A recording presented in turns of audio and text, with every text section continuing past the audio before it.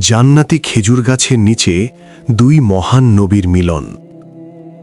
আপনি কি কখনো কল্পনা করেছেন যদি সৃষ্টির প্রথম মানুষ এবং সৃষ্টির শ্রেষ্ঠ মানুষের দেখা হতো, তবে সেই মুহূর্তটি কেমন হতো?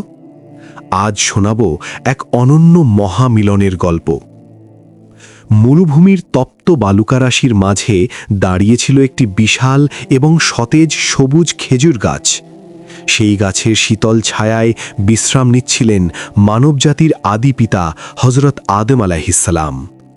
হঠাৎ দিগন্তের ওপার থেকে এক অপূর্ব নুরানি আলো ধেয়ে আসতে দেখা গেল।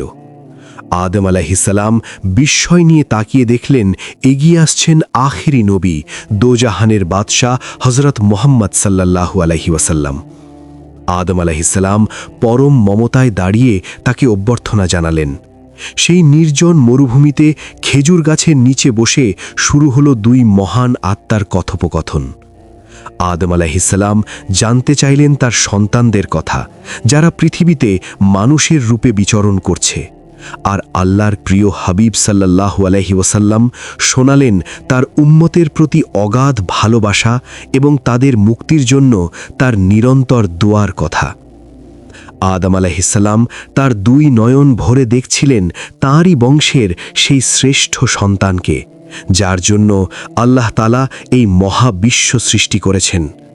তারা দুজনে মিলে সেই খেজুর গাছের নিচে আল্লাহর দরবারে হাত তুললেন, যেন কিয়ামত পর্যন্ত আসা প্রতিটি মানুষ হেদায়েতের পথে থাকে। সেই মুহূর্তটি ছিল পৃথিবীর ইতিহাসের সবচেয়ে শান্তিপূর্ণ এবং বরকতময় একটি ক্ষণ, যা মরুভূমির তপ্ত বাতাসকেও জান্নাতি হাওয়ায় রূপান্তর করে দিয়েছিল। যদি এই